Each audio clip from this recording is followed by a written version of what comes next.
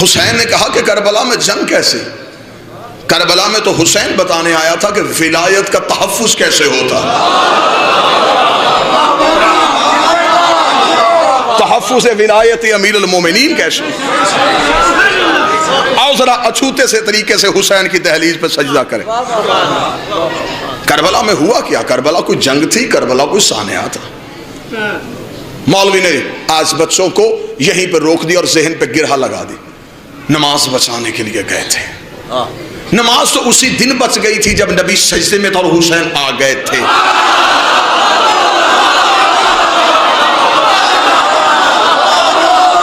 नमाज को क़यामत तक के लिए जिंदा रहने के लिए हुसैन ने सांसें बख्श दी थी। नमाज बच चुकी थी। फिर इसका मतलब है कि कोई हुसैन का हदफ बहुत बड़ा था, मकसद हुसैन बहुत बड़ा। इतना बड़ा करीम घर से निकले और किसी छोटे से मकसद के लिए। यहाँ मैं उर्दू अदब का जुमला कहने लगा हूँ। जेहलम कदीमी शहर है, यहाँ लफ्जों के कदरदान बैठे हैं। नमाज ही नहीं बची, नमाज भी बची।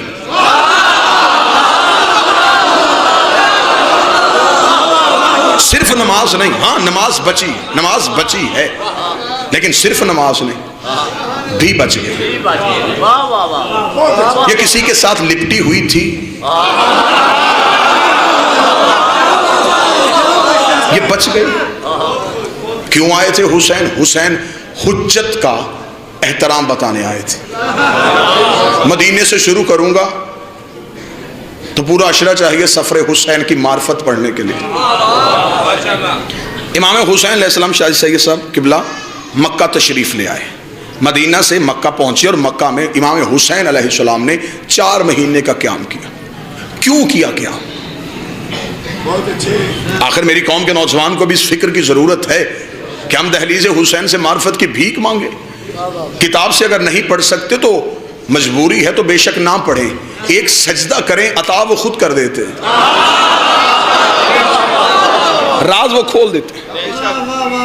आखिर क्या हुआ था? इमाम हुसैन अलैहिस्सलाम क्यों 4 महीने मक्का में? लश्कर के लिए।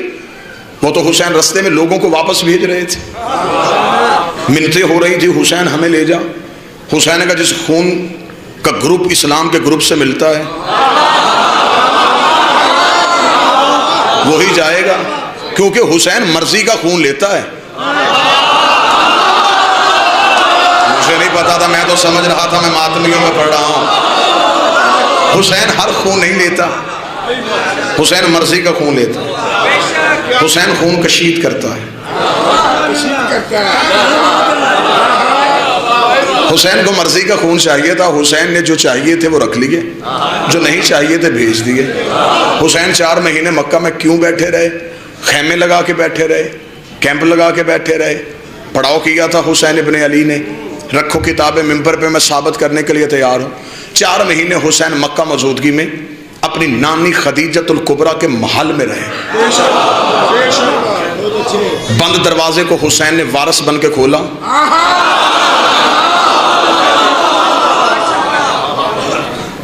हुसैन बैठे, 1057 खुतबे अरब की किताबों ने हुसैन के लिखे।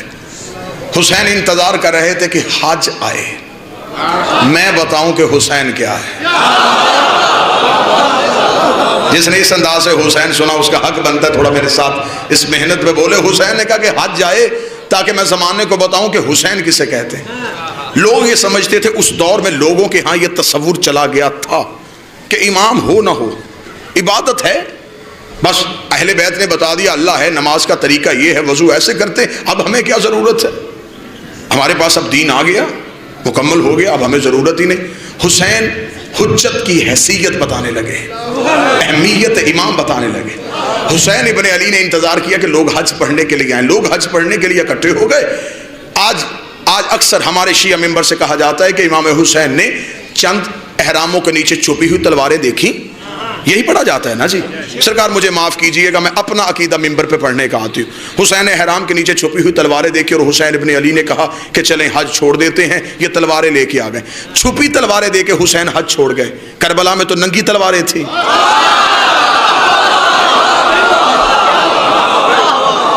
करबला में तो तलवारें सामने खड़ी थी। माज़अल्लाह सुम्मा माज़अल्लाह, हम अपनी नस्लों को क्या दे रहे हैं? क्या ये इख्तियार इमाम था? तहफ़्फ़ुज़ काबा के लिए चले गए, कहीं हुर्मत काबा पमाल ना हो। हुर्मत काबा तो उसी दिन पमाल हो गई जब हुसैन चले गए। अब हुआ क्या था? इमाम हुसैन बस ये राज सुनना और दुआ दे देना। इमाम हुसैन इंतजार करते रहे कि लोग हज पढ़ने के लिए आए। लोग हज पढ़ने के लिए आते रहे। हज पढ़ने के लिए सैकड़ों में नहीं आए थे, हजारों में नहीं आए थे, लाखों में मुसलमान आए थे। जत्थे के जत्थे, कबीले के कबीले, लश्कर के लश्कर अल्लाह के घर का तवाफ करने के लिए आ रहे थे। हुसैन इब्न अली तवाफ़े काबा कर रहे थे। तवाफ़े काबा करते, अब लफ्ज़ों में मेरे साथ सफ़र करते आइएगा। हुसैन इब्न अली ने तवाफ़े काबा करते हुए अब्बास इब्न अली से कहा, अब्बास अगला तवाफ हम उम्रे की नीयत से करेंगे और यहीं पे ihram को तोड़ देंगे। अब्बास की पूरी जिंदगी में हुसैन के आगे क्यों, क्या, कैसे है ही नहीं, क्योंकि अब्बास जानते हैं कि काबे के तवाफ का नाम हज नहीं, हुसैन की अतात का नाम हज है। अब्बास ने जमाने को बता दिया कि हुसैन को छोड़ के तुम इस इमारत का तवाफ करते रहोगे तो बुत परस्ती हो सकती है, ये हज नहीं हो सकता। अब्बास ने अपने लश्कर से कह दिया कि ihram तोड़ दिए जाए, किताब मिंबर पे लेके आओ, मैं कुरान सर पे रखता हूँ। हुसैन के लश्कर में से किसी एक ने भी पूछा हो कि हुसैन हम क्यों जा रहे हैं, हमने हज क्यों नहीं पढ़ना, हमने इबादत क्यों नहीं करनी? उन्हें पता था कि इबादत हमारी हुसैन है, हमारे सजदे हुसैन है। हुसैन ने कहा मैं हज छोड़ के जा रहा हूँ। जब लोगों को पता चला, मुसलमानों को पता चला कि हुसैन तो हज छोड़ के जा रहे हैं, लोग आए और हुसैन के पास आके कहा, फर्जंदे रसूल आप कहाँ जा रहे हैं? हुसैन इब्न अली आप कहाँ जा रहे हैं? हम तो हज पढ़ना चाहते थे, हुसैन आप कहाँ जा रहे हैं? हुसैन ने मक्का की चोटी पे जाके एक ही जुमला कहा और वो जुमला अब्बास की तलवार की धार से ज्यादा तेज था। हुसैन ने मक्का की चोटी पे खड़े होकर कहा, तुम पढ़ो अल्लाह के घर का हज, मैं दीन की खातिर जा रहा हूं, मैं दीन की खातिर जा रहा हूं, मैं दीन की खातिर जा रहा हूं। हुसैन मुसलमानों को औकात बता के जा रहे हैं। हुसैन ने कहा मैं दीन की खातिर जा रहा हूं। अब मेरा सवाल है तरीके मुअर्रख से, हुसैन तो दीन की खातिर चले गए, पीछे हज में क्या रह गया था जो नहीं बोल सका? हुसैन ने कहा मैं दीन की खातिर जा रहा हूं। इसका मतलब है ये काबा से हुसैन नहीं जा रहे, ये दीन जा रहा है। ये काबा से हुसैन नहीं जा रही है, नमाज जा रही है।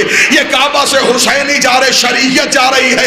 हुसैन ने तवाफ़े काबा से निकल के तारीख को लिखने में मजबूर कर दिया कि जिस इबादत से हुसैन निकल जाए सिवाय यजीदियत के रहता ही कुछ नहीं।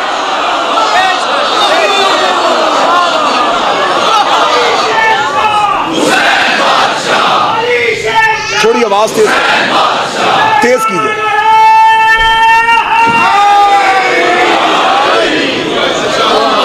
हुसैन ने बता दिया कि जिस इबादत में हुसैन ना हो। अब मुझे आप खुद बताइएगा, जो हुसैन को छोड़ के हज पढ़ रहे थे वो हज हुआ?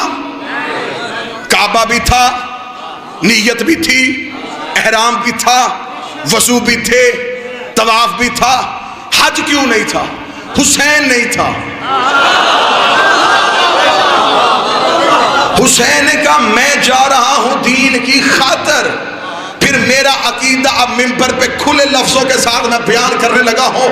हुसैन मदीने से रिसालत लेके निकले से, मक्का से तौहीद को लेके चले गए। मदीने से रिसालत को लेके चले थे, मक्का से तौहीद को लेके चले गए। अगर तौहीद हुसैन के साथ मक्का से करबला ना जाती, मैं दलील अरश से फसरी देने लगा हूं। अगर तौहीद हुसैन के साथ ना चलती तो हुसैन की कब्र की सवारी 70,000 हज से अफजल ना होती।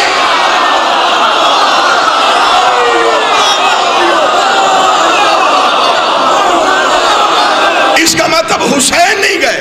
सरकार आप जी,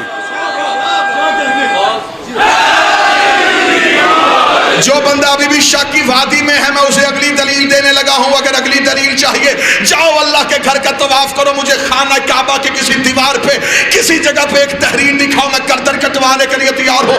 वहां ऐसी हदीस लिखी हो, अगर तुझे काबा में ना मिले फिर आ मेरे साथ करबला चल, मैं तुझे हुसैन की जर्री पे सामने लिखा हुआ दिखाता हूं। हुसैन की जर्री पे सामने लिखा हुआ है मर ज़ारल हुसैन फ़क़द ज़ारल्लाह, जिसने हुसैन की ज़ियारत की, हुसैन की नहीं उसने अल्लाह की ज़ियारत।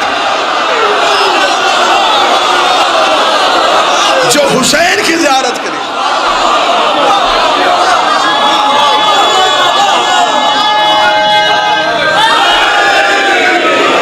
उसने हुसैन जियारत नहीं, अल्लाह की जियारत। ये रसूल की मेराज थी कि वो वहां गया। जो करीब बैठे मेरा साथ देना, ये नाने की मेराज थी कि वो वहां गया। ये नवासे की मेराज है कि वो यहां आया।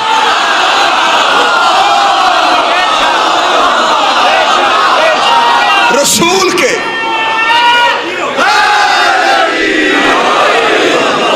के मेजबान को तौहीद कहते हैं, तौहीद के मेजबान को।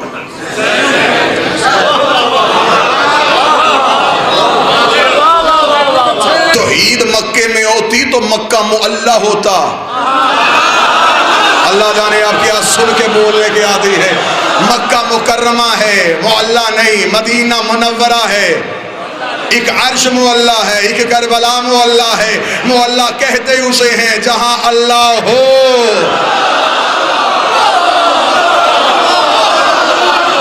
जो कदरदान बैठे हो, जिनके हाथ उठ गए हैं, अल्लाह करेगी हाथ कभी किसी कमीने के सामने ना फैले। अली वलीउल्लाह पढ़ने वाला ये हाथ, अब्बास के हाथ का सदका हमेशा बुलंद रहे। मुझे इज्जत हुसैन की कसम, इस घर में ये सिफ्त पाई जाती है। ये घर ऐसा है, ये किसी नामवर के पहलू में लेट के नामवर नहीं होते, बल्कि जो यहाँ लेट जाते हैं उस जगह को नामवर कर देते हैं। ये मक्का में आए मुकर्रमा कर देते हैं, मदीना में आए मुनव्वरा कर देते हैं, नजफ में जाए अशरफ कर देते हैं, करबला में आए मुअल्ला कर देते हैं, मशहद में जाए मुकद्दस कर देते हैं, काज़मैन में जाए शरीफैन कर देते हैं।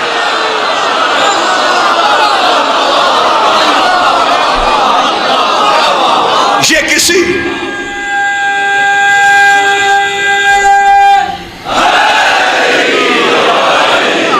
किसी बड़े के पहलू में लेट के नामवर नहीं हुए।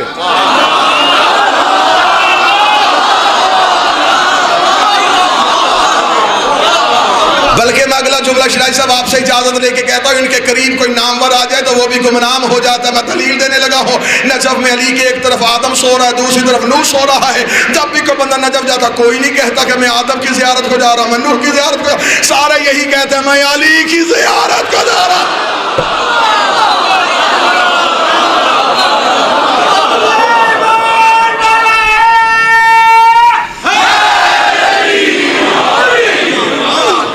सूरज के सामने चिराग की लो काम नहीं करते। जहां इमामत का सूरज रोशन हो, और वो भी बुलंदी अशरफ में जाके हो। हुसैन ने हुज्जत का इख्तियार बताया। हुसैन ने बताया कि ये है हुज्जत के मज़हब इस्लाम की सबसे बड़ी इबादत हज में से अगर हुज्जत निकल जाए, ये है अहमियत हुसैन इब्ने अली। हुसैन का इबादत होती ही वो है जिसमें हुसैन हो। मर्जी की सोच का नाम दीन नहीं, जाती रिसर्च का नाम दीन नहीं। दीन है हुज्जत की अताअत का नाम। हजारों दफा मेरी कौम के इस पढ़े लिखे मजमे मैंने वाकया सुना, उस वाकये का दूसरा रुख दिखाना चाहता हूं। आपने सुना है, बच्चों को याद है। मुझे वाकयात वक्त गुजारने के लिए पढ़ने का मैं आदी नहीं। तस्वीर का दूसरा रुख दिखाऊं। आपने सुना है कि उबई नमाज पढ़ रहा था, रसूल ने आवाज दी थी, उसने नमाज तेज की थी, रसूल ने फिर आवाज दी, उसने और तेज की। तीसरी आवाज में मुसल्ला लपेटा, रसूल के पास आया, लब्बैक या रसूल अल्लाह। पहली आवाज पे क्यों नहीं आया? सरकार नमाज पढ़ रहा था। फरमाया शर्म नहीं आती तुझे वजूद नमाज बुला रहा था, तुझे असले नमाज बुला रहा था, तुझे वजूद नमाज ने बुलाया। उसे कहा सरकार आपने कहा कि नमाज अल्लाह की है, तो अल्लाह तो बड़ा नहीं। रसूल ने देखा, तूने देखा है वो है? सरकार नहीं। सुना है? नहीं। उस अल्लाह को देखा नहीं? नहीं। उसे कभी बोला भी नहीं? नहीं। मानता क्यों है? सरकार आपने कहा वो है। फिर मैं वो भी तो मैं ही बुला रहा था।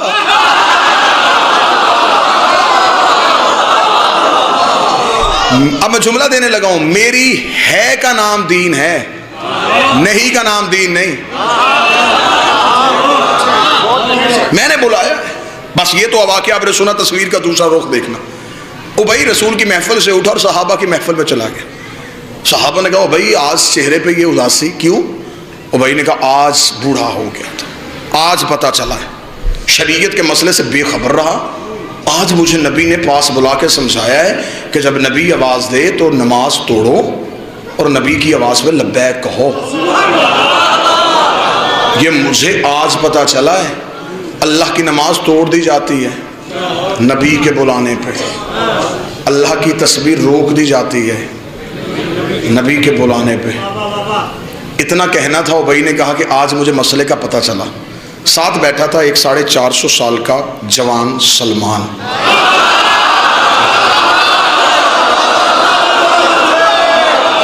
क्या कहने, यहां तो लफ्ज का लहू सवाल ही पैदा नहीं हो, सीने में था उसके तमगा ईमान।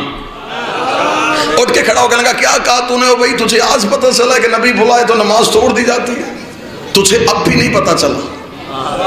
उसने कहा अच्छा सलमान, अभी भी नहीं पता चला? सलमान ने कहा कल मेरे पहलू पे खड़ा होकर नमाज पढ़, तुझे मैं बताऊं कि वजूद सलात किसे कहते हैं, हकीकत सलात किसे कहते हैं। जिस मातमी ने फर्श में नहीं बैठना, तुमने फजार खला में जाके मवद्दत और विलायत अली का मजा लेना है। सलमान ने उबई को अगले दिन अपने पहलू में खड़ा किया, सलमान ने मुसल्ले पे आए, सलमान ने इबादत शुरू की, सलमान ने नमाज शुरू की, सलमान ने तकबीरतुल इहराम अल्लाहु अकबर कहने के बाद सलमान ने कहा बिस्मिल्लाहिर रहमानिर रहीम अल्हम्दुलिल्लाहि रब्बिल आलमीन अर्रहमानिर रहीम मालिक यौमिद्दीन इय्याका नअबुदु, हम तेरी ही इबादत करते हैं। इय्याका नअबुदु पे सलमान आए थे या नबी की आवाज़ सलमान, सलमान ने वहीं से मुसल्ला छोड़ा, नबी के करीब लब्बैक या रसूल अल्लाह। सलमान प्यास है, पानी का प्याला पिला। सलमान मशकीजे से किया, पानी का प्याला भरा, बिस्मिल्लाह पढ़ के नबी के कदमों पे बैठा, नबी ने प्याला पानी का नौश फरमाया, नबी ने सलमान को प्याला दिया। सलमान ने प्याला रखने के बाद हाथ जोड़ के कहा या रसूल अल्लाह इजाजत, हाँ सलमान वापस चले जा। सलमान मुसल्ले पे खड़ा कहा इय्याका नस्तईन इहदिनस सिरातल मुस्तकीम सिरातल लज़ीना अनअमता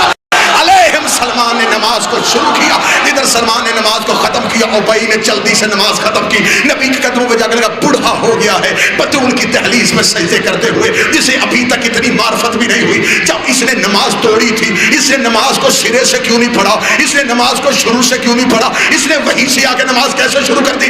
नबी ने बुलाकर सलमान तू नमाज तोड़ के आया था? जी मौला, तूने सिरे से क्यों नहीं शुरू की?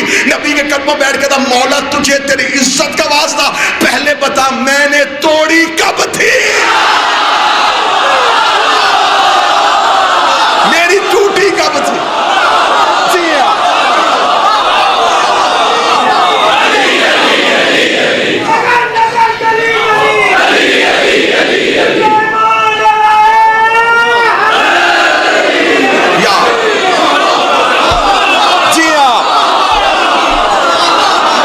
मेरी नमाज कब टूटी? मैं तो अताअत हुज्जत में था। तसही करे वो अपने अकीदे को। जो बंदा ये कहता है कि सलमान बतूल की दहलीज पे झाड़ू देता था, झाड़ू वहां दिया जाता है जहां गर्द हो, झाड़ू नहीं देता था। सलमान हर सुबह जाकर दहलीज इस्मत पे सजदा करता था। इधर मौज़्ज़िन मदीने की मस्जिद से अज़ान देता हय्या अलस सलाह, सलमान बतूल की दहलीज पे आता, दहलीज पे आके सजदा करता, फिर मस्जिद में जाता। एक दिन एक सहाबी ने नबी की अबा पे हाथ रख के कहा इस सलमान बूढ़े को ये तो बुला के पूछे हय्या अलस सलाह पे मस्जिद में आया जाता है, ये बतूल के दरवाजे पे जाता है फिर मस्जिद में आता है। नबी ने कहा सलमान इन्हें क्यों नहीं बताता, वहां क्या करने जाता है? फरमाया इन्हें समझाने के लिए जाता हूँ, यहाँ उसी की कबूल होती है जिसपे वो राजी होती है।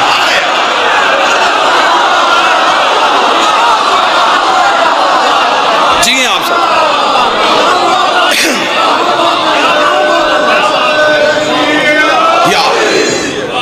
इबादत तुम्हारे उठने बैठने का नाम नहीं, हुज्जत की अताअत का नाम है। इख्तियार हुज्जत को समझो, हुज्जत के इख्तियार को समझो, अपने बादशाहों के इख्तियार को समझो तो सही। किस इख्तियार के मालिक हैं? जिनके बहलोल, बिलाल, कंबर, मिकदाद और कलंदर के इख्तियार नहीं पढ़े गए। आज 2 टके का बंदा उठ के कहता है कि नहीं सरकार ये आप जो कह रहे हैं, अली तो ऐसा नहीं कर सकते। अपनी हद में रहे, अपनी औकात में रहे। अभी तो हम अली के वजूद के फजाइल पढ़े और तुझसे बर्दाश्त नहीं हो रहे। हमें मजबूर न करना, हम इस घर के जानवरों की फजीलतें पढ़नी शुरू कर दें।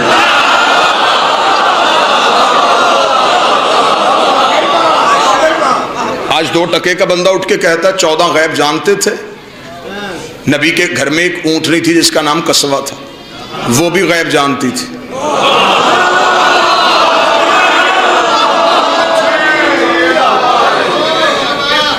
मैं शादी साहब की बात की पुख्तगी कर रहा हूँ, मैं तलावत भी कर रहा हूँ और चेहरों की ज़ियारत भी कर रहा हूँ। सरकार ने कहा था कि आपको यहाँ पे सारे ही मानने वाले मिलेंगे, और अल्हम्दुलिल्लाह मेरी नज़रें कहीं भी ऐसी नहीं ठहरी जहाँ एक हल्का सा शिकन भी शक का आया हो। हुज्जत के इख्तियार को समझो, हुज्जत की ताकत को समझो। नबी के घर में ऊँटनी थी, वो गैब जानती थी। सुन्नी किताबों से साबित कर देता हूँ, मस्जिद का मौलवी भी साबित कर देता है। रसूल मक्का से हिजरत करके जब पहुँचे, सारे लोगों ने कहा या रसूल हमारे घर मेहमान बने। रसूल ने कहा किसी का दिल दुखाऊंगा नाराज हो जाएगा। कसवा की महार छोड़ के जहाँ ये बैठेगी, ऐसा है या नहीं? वो बैठी आके अबू अयूब अंसारी के दरवाजे पे। उसे किसने बताया था कि यहाँ बैठना है? जिस ऊँटनी पे चंद लम्हों के लिए नबी सवारी करे वो आलिम गैब हो सकती है, और जिसकी खुद रसूल सवारी बने।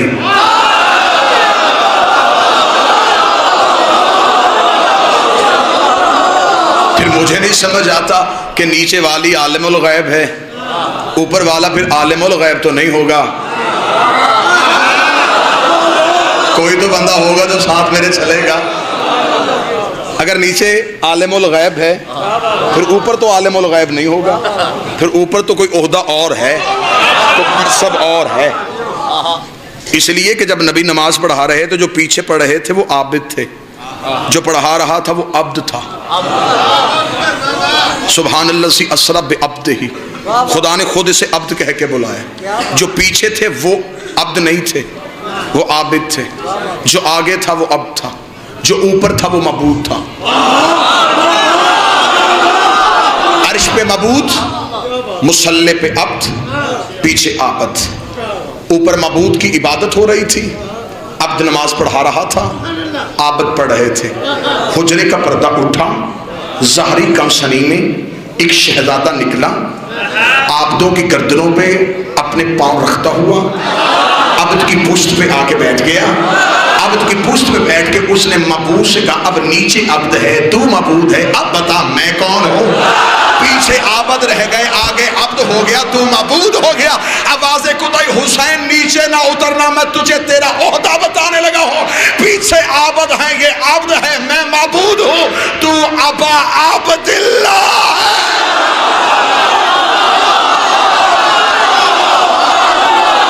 जी हाँ,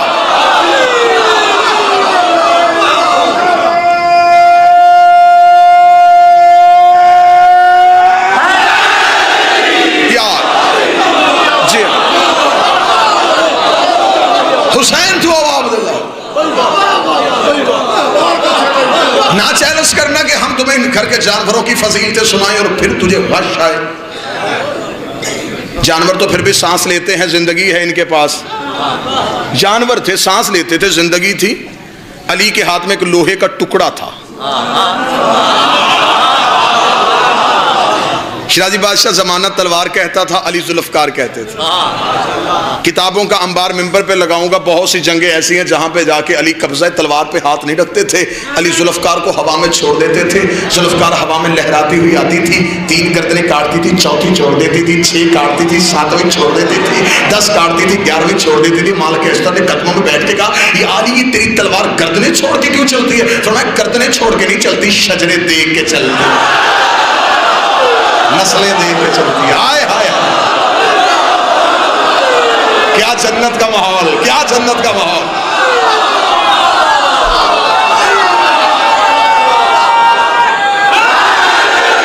प्यार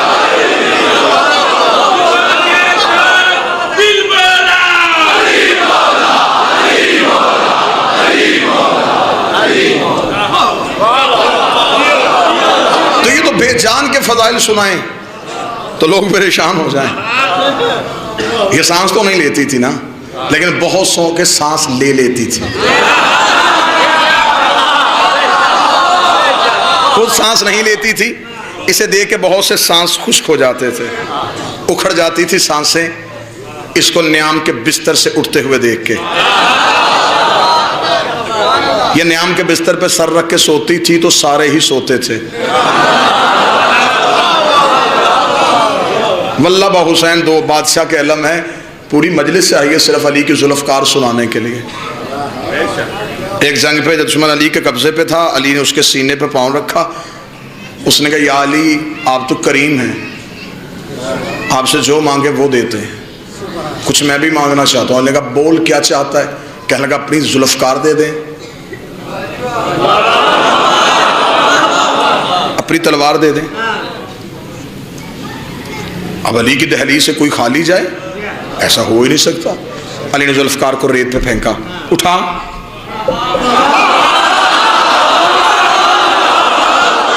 उठा। इसने जहन में सोचा कि जल्दी से तलवार उठाऊंगा, उल्टा वार अली पे करूंगा। फुर्ती से उठा, हाथ तलवार पे नजर अली पे, हाथ तलवार पे नजर अली पे, हाथ तलवार पे नजर अली पे। जोर लगा रहा है, उठ नहीं रही, जोर लगा रहा है, हिल नहीं रही। जब जोर लगा के थक गया तो वही हाथ अली के कदमों पर रख दिए, रख के लगा, या अली माफ कीजिएगा, हजारों दफा इस तलवार को आपकी उंगलियों पर लहराते हुए देखा है, मैंने पूरा जोर लगाया, ये हिली क्यों नहीं? अली ने चेहरे पे हाथ मार के कहा, बदबख्त, मैंने तलवार दी थी, अपना बाजू तो नहीं दिया।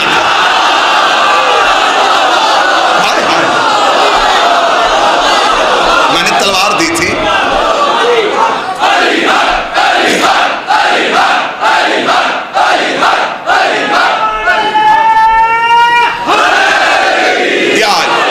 वहीं पे किसी शायर ने कहा, काफर हो तो शमशीर पे करता है भरोसा, मोमन हो तो बेतेल भी लड़ता है सिपाही।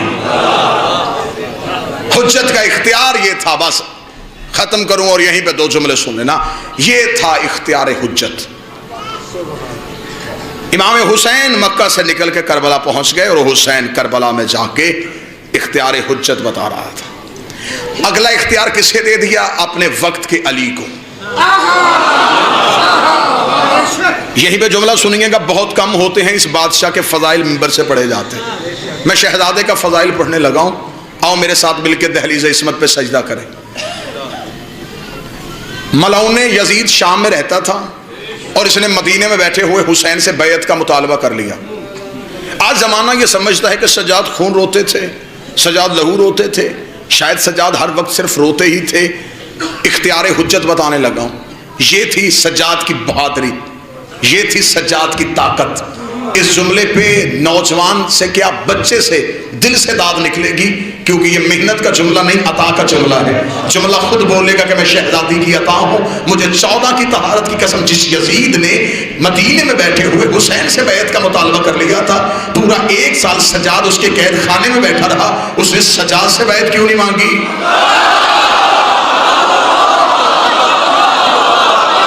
उसे इमाम की बैत चाहिए थी ना, तो वो सज्जाद से भी मांगता, उसे सज्जाद से क्यों नहीं मांगी?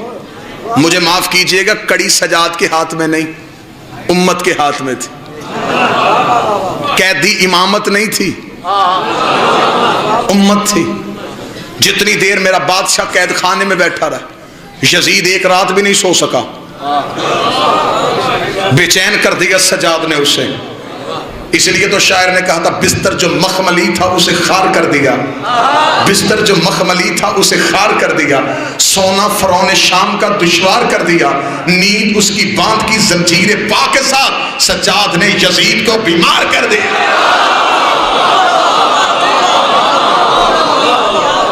जितनी देर सज्जाद कैद खाने में रहे, सज्जाद ने ताकत इमामत बताई। सज्जाद ने कहा, हमारे अंदर आज भी उतनी ही ताकत। उसने हुसैन से बैत मांगी, और क्या कहने हुसैन इब्ने अली तेरे बैत के इनकार के। जमाना जब तक हुसैन हुसैन करेगा, हुसैन के लफ्ज याद आएंगे, हुसैन के जुमले याद जाएंगे। जेहलम का कदीमी अज़ादार मजमा, विलायत वाला, चेहरों पे अली वलीउल्लाह की मुस्कुराहट वाला मजमा, इस लफ्ज को सुनेगा जब यजीद ने वलीद के दरबार में हुसैन से बैत का मुतालबा वलीद के जरिए से किया था। वलीद ने कहा था, यजीद का मुतालबा है, हुसैन वो आपसे बैत चाहता है, हुसैन आप क्या जवाब देंगे? इमाम हुसैन ने 26 रजब को सब वलीद के दरबार में खड़े हो गए, ऐसा तरीक साल जुमला कह दिया जिसे क़यामत तक के लिए कोई दुश्मन हुसैन मिटा नहीं सका। हुसैन ने कहा, वो कहता है कि मैं उसकी बैत करूं, उसे सिर्फ मेरा इतना जवाब लिख के भेज दे, अना हुसैन हुसैन इब्ने अली, अना हुसैन इब्ने अली, अना हुसैन इब्ने अली। उसने कहा ये पूरा अरब जानता है कि आप अली के बेटे हैं, आप ये बताएं बैयत करेंगे या नहीं करेंगे, बैयत करेंगे या नहीं करेंगे। हुसैन ने कहा तू सिर्फ उसे इतना लिख के भेज कि अना हुसैन इब्ने अली, अगली बात वो खुद समझ जाएगा कि मैं अली का बेटा हूं, मैं अली का बेटा हूं, मैं अली का बेटा हूं। जब मेरा बाप उस जैसे की नहीं करता, मैं इस जैसे की कैसे? जब मेरे बाप ने उस जैसे की नहीं की, मैं इस जैसे की कैसे कर? इसका मतलब है कि सिर्फ कत्ल हुसैन में यजीद ही शरीक जुर्म नहीं, हर वो बंदा शरीक जुर्म था जिसने यजीद की बैयत की थी। जिन्होंने यजीद की बैयत की वो उस दौर के मुसलमान थे, अभी नबी को दुनिया से गए 50 साल नहीं हुए थे। इसका मतलब कि नबी के दौर के सहाबी मौजूद थे जिन्होंने नबी के दौर में नबी के हाथों पे बैयत की, उन्होंने बैयत तोड़ के यजीद के हाथ पे की। और ये है तरीक़े इस्लाम का एक बदनुमा दौर। दाद आपने मेरी सोचों से बढ़ के दी, तवक्को से बढ़ के दी। अब इस जुमले को महफूज कर लीजिएगा, ये था तरीक़े मुसलमान का बदतरीन दौर कि रसूल के जाने के 50 साल बाद यजीद जैसा एक फासिक, फाजिर, बदकार ममलकत इस्लामिया का वारिस बना और उस दौर के मुसलमानों ने यजीद की बैयत की। ये जो लोग बैयत कर रहे हैं ये सिर्फ लोग नहीं, मुस्तकबिल के रावी हैं। ये लोग सिर्फ बैत नहीं कर रहे, इनमें बड़े बड़े मुस्तकबिल के मुहद्दिस छुपे हुए हैं। इन्होंने हदीसें नकल करनी है, इन्होंने तारीख को रवायत करना है, इन्होंने रसूल के फरमान को रवायत करना है। तो जब हाथ यजीद के हाथ में थे, जुबान आले मोहम्मद का हक कैसे बोल सकती थी? फिर इस दौर में जो तारीख बनी, आज के मुसलमान ने उसे मुस्तनद इसलिए समझा कि यह नबी के फौरन बाद बनी थी, जबकि नबी के फौरन बाद यजीद के हाथ पे बैत हो गई थी। और यह फिक और शरीयत का कानून है, जब कोई मुसलमान किसी फासिक के हाथ पे बैत करे तो वो दायरा इस्लाम से निकल जाता है। फिर मुझे माफ कीजिएगा, यजीद के दौर में जिन मुसलमानों ने यजीद की बैत की, अब उनका इस्लाम से कुरान के मुताबिक कोई ताल्लुक नहीं रहा। फिर इसका मतलब कि हुसैन को मुसलमानों ने नहीं मारा, मुसलमानों ने नहीं मारा, काफरों ने मारा। और ये था इख्तियार हुज्जत कि शरीयत का और कुरान का मसला है कि जब कोई मुसलमान किसी फासिक के हाथ पे बैत करे वो दायरा इस्लाम से निकल जाता है। अब अगर वो दोबारा मुसलमान होना चाहे और कोई हुज्जत मौजूद हो, उसे उसके पास आना पड़ेगा, उसके हाथ पे दोबारा बैत करनी पड़ेगी, जिसके लिए कहा जाता है नस है तजदीद बैत।